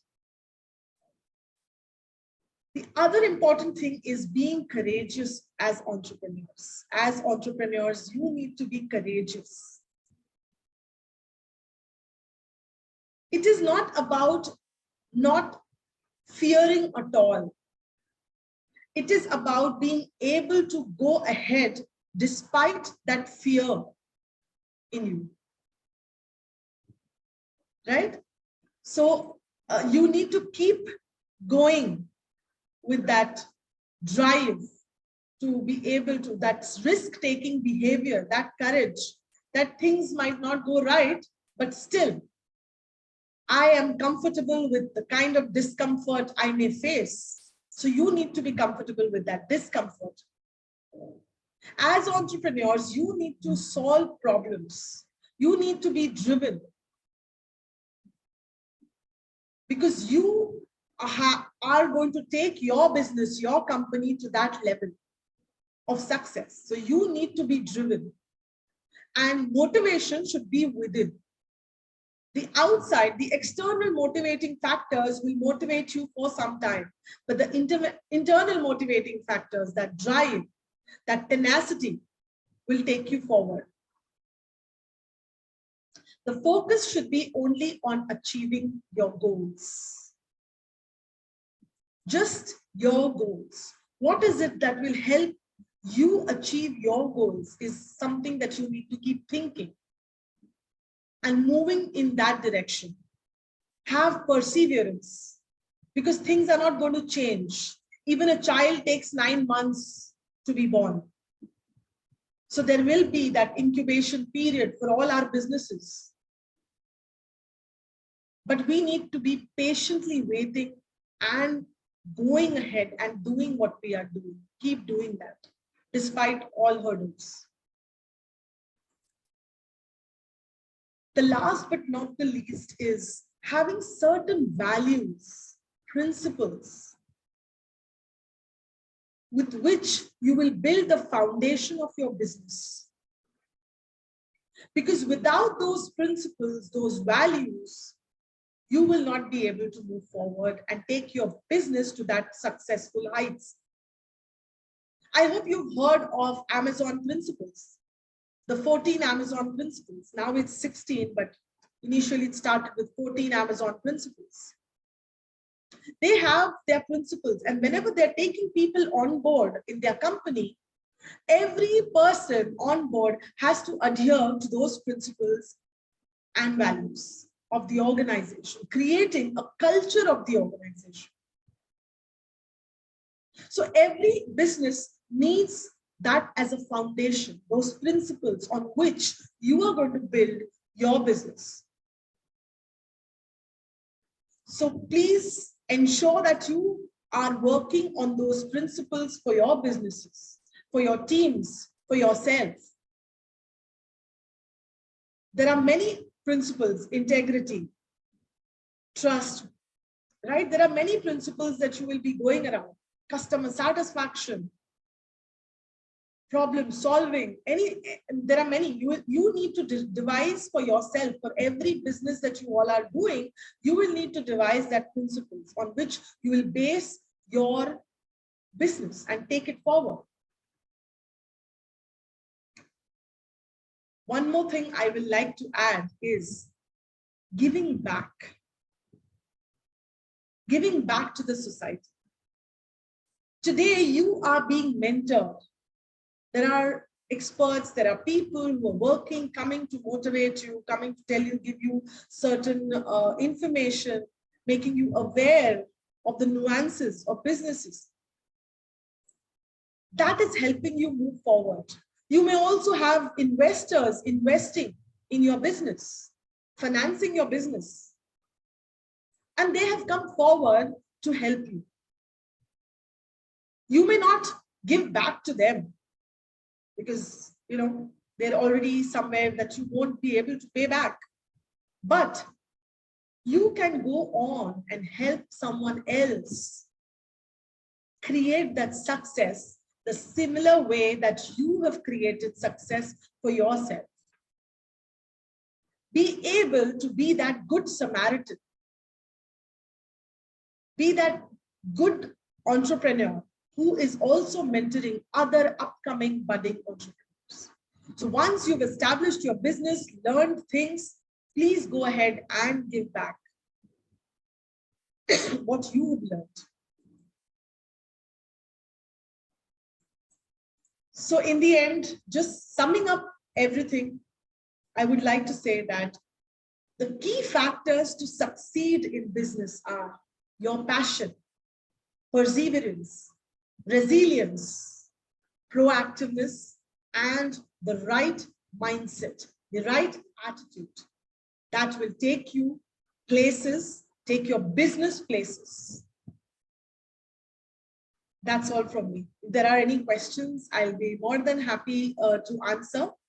And just one thing before that, Dr. Arora, just 2 minutes, that I'd just like to add some more things, is the how to measure entrepreneurial success. We all want to measure, right? How we are moving towards where we need to be.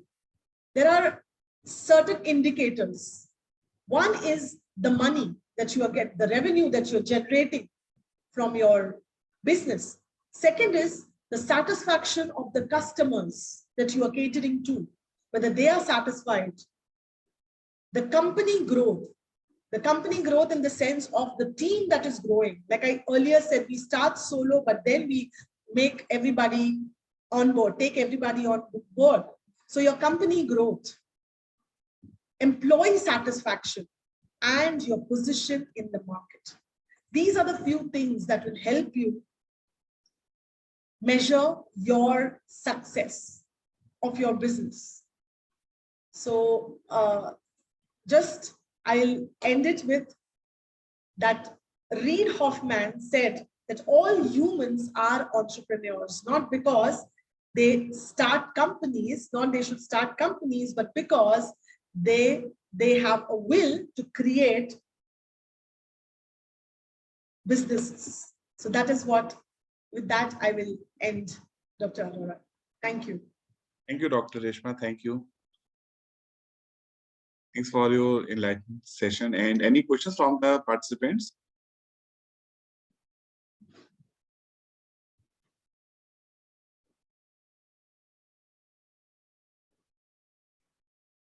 Session was very much enlightening, ma'am. Thank you. Thank you. Thank you, Dr. Arora. I'm waiting for some questions. Yeah. In such kind of sessions, now, ma'am, people have to think that what questions they can put. Yes, very true. Very everything true. is clear. We all agree with whatever you said.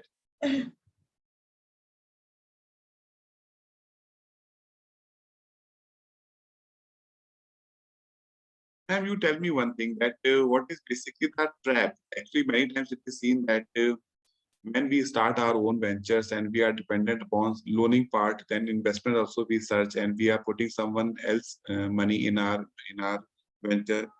So many times it happens that we go into such kind of trap where adversity, it is very difficult to maintain the adversity, and one can think beyond the expectations of anyone. Many times they go for the unwanted kind of a situation. So how one can have the maintenance at that time over themselves? Yeah. So, Dr. Arora, the first thing as an entrepreneur is for us to understand that whenever we are taking anybody on board, like the financiers, the investors, we need to have one thing in common, that is there has to be a common goal. The value system and the common goal has to be the same. Only then we'll be able to actually get the best benefit out of that association. Because it is not, it is like marriage.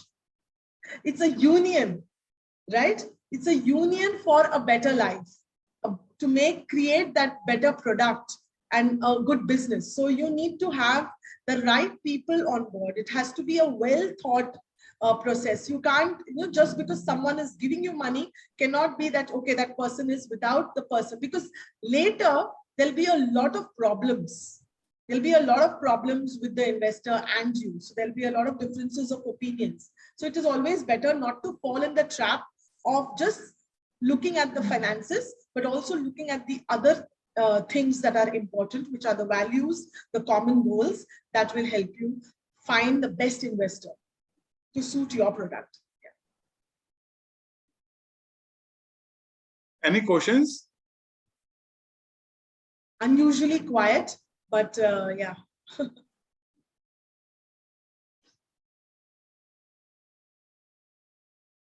So if not, Dr. Ishma, thanks for giving time, and Thank hope you. to see you soon in our campus.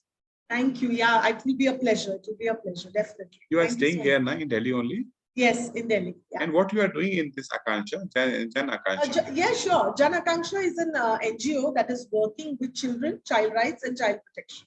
So we are supporting children who are in need of care and protection.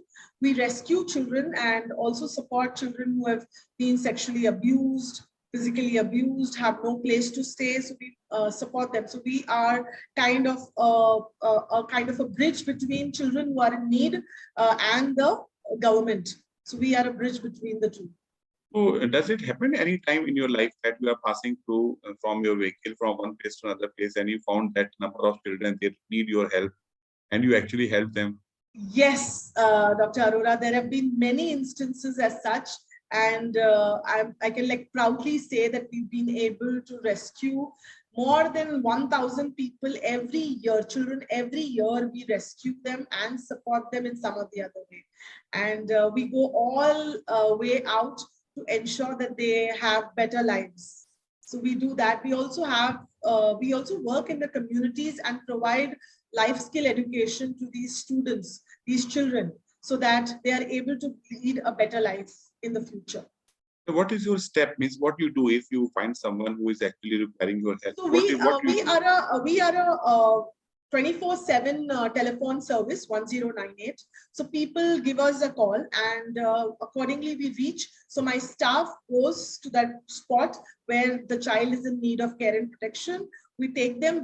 We have a kind of a temporary shelter for 24 hours. So we keep them in the shelter, take care of their medical needs, their other needs, and accordingly then try and produce them with the CWC, that is a child welfare committee, which is every district has a child welfare committee.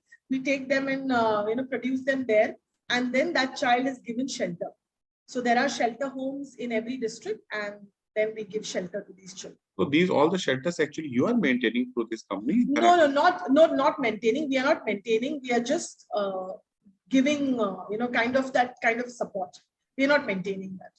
Is this you are also means how is your survival on this particular? You are taking some grants or loans also, grants We or get some... a grant. Yes, we get a grant from. We are getting a grant from Childline India Foundation. That's a government grant by Ministry of Women and Child Welfare.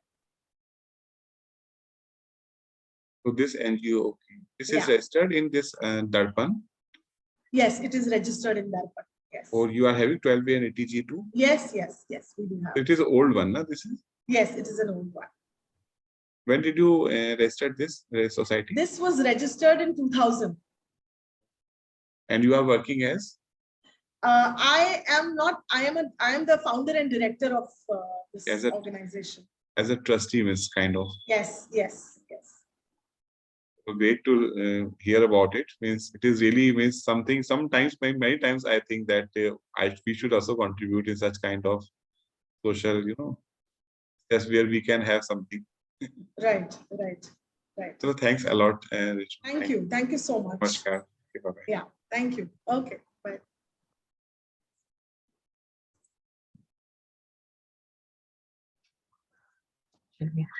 To all the participants, I request to fill the feedback form for issue of certificate.